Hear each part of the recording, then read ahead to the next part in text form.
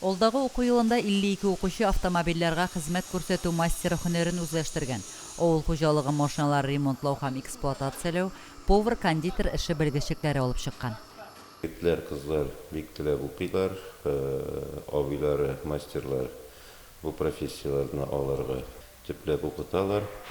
Булачакта инде техник-механик, повар-кондитер, сварщик, Б категориясе машина йөртү таныклыгы, С категориясе машина йөртү таныклыклары алачаклар.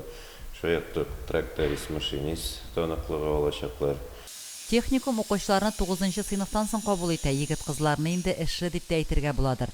Бик күп егетләр практик узган оешма предприятиеләрдә алга таба эшкә урнашачак.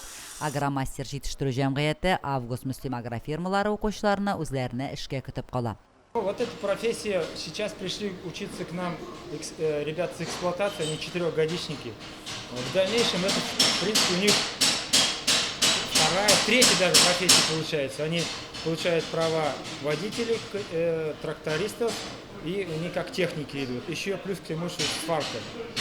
В дальнейшем это у них диапазон выбора профессий в дальнейшем больше становится. Они могут уже потом работать именно в сварочных технологиях. Я выбрал эту профессию, потому что она мне нравится, и хочу дальше развиваться в этой профессии. Я сам с Метелинского района, деревни Чапаева. Учусь, тут первый год. Мен бұл һөнәрне алдым, чөнки ничек әйтергә, ул күп оплачиваемый эш. Хәзерге заманда сварщиклар ул бик кирәк, чөнки күп әйберне хәзер нейросеть, ниләр алып бетерде, сварщик профессия ул востребованный калырга тиеш. Мәти миңа 8-нче класста сварка тоттырып куйды да, мен опытсыз, нисез, нәмәдер инде эшләп бирдем анда. Укучылар уку процессында булган практикада зур кызыксыну белән шөгыльләнә.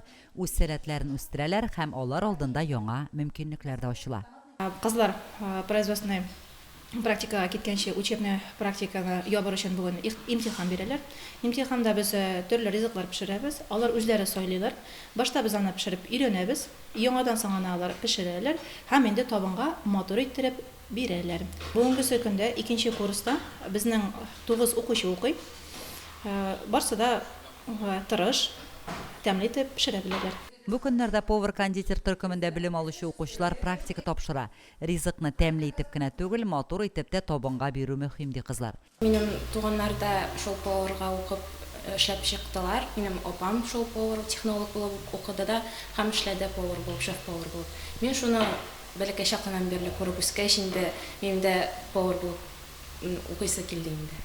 Я учусь на 2-м курсе по направлению поварского кондитерского дела.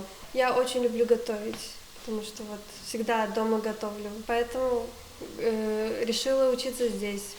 И пойду в будущем работать, наверное, по направлению. Милли проектларда катнашу өстәмә белем бирү системасын үстерүдә зур роль уйный. Техникум педагогларының төрле бәйге һәм конкурсларда катнашуы да әһәмиятле. Ел дәвамында производствога өйрәтү мастерлары үз проектларын гамәлгә ашырып килә. Бу инициативаларның төп максаты өстәмә белем бирүне заманча таләпләргә туры китереп үстерү. Лилия Шәймиева, Динар Нуретдинов, Мөслим телевидениесе.